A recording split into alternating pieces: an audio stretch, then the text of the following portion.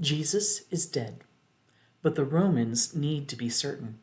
John's gospel records what happened next. Now it was the day of preparation, and the next day was to be a special Sabbath. Because the Jewish leaders did not want the bodies left on the crosses during the Sabbath, they asked Pilate to have the legs broken and the bodies taken down.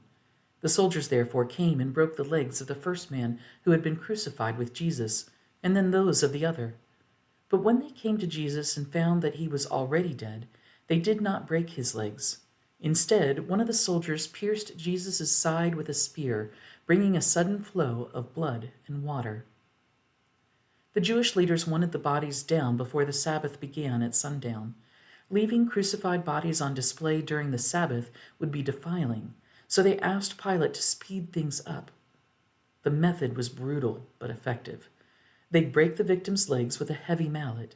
This would prevent them from pushing up to breathe, and they'd suffocate within minutes.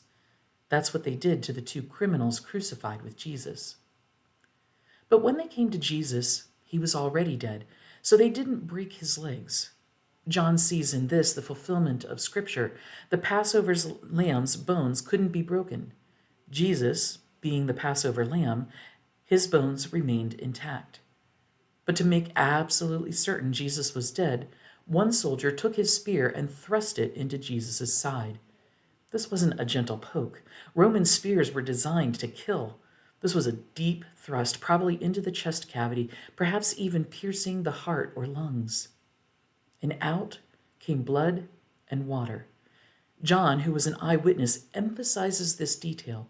He testifies to what he saw, blood and water. Medical experts have debated what this indicates. Some say it shows Jesus' heart had ruptured.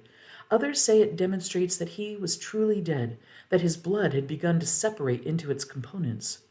Whatever the exact medical explanation, John's point is clear. Jesus really died. This wasn't a swoon or a coma. Blood and water proved he was genuinely, completely, physically dead. But there's more going on here. Throughout John's gospel, water and blood are significant symbols. Water represents the Spirit, new life, cleansing. Blood represents sacrifice, atonement, covenant. And here at the cross, both pour from Jesus' side. From Jesus' pierced side flows everything we need: the blood that purifies us from sin, the water that gives us new life. His death becomes the source of our life. His wound becomes the fountain of our healing. John also sees this as fulfilling another prophecy. Zechariah wrote, "They will look on me, the one they have pierced." At the end of history, John says in Revelation, "Every eye will see Jesus, and people will mourn because of him." The pierced side becomes a sign, a mark of sacrifice, proof of love that held nothing back. When Jesus appeared to his disciples after the resurrection, he showed them his hands and his side. The wounds remained. They weren't erased. They became part of his glorified body. This means Jesus carries the marks of his suffering into eternity. Heaven won't erase what happened at Golgotha. The Lamb who was slain remains the Lamb who was slain. The wounds that saved us define him forever. Your salvation cost Jesus everything. It left permanent marks. The pierced side reminds us that God's love isn't theoretical or abstract. It's demonstrated in blood and water, in broken flesh and flowing wounds. Stand here and remember, Jesus' side was pierced for you.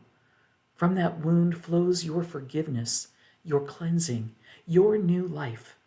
The blood and the water, grace and truth, sacrifice and spirit, all from him, all for you.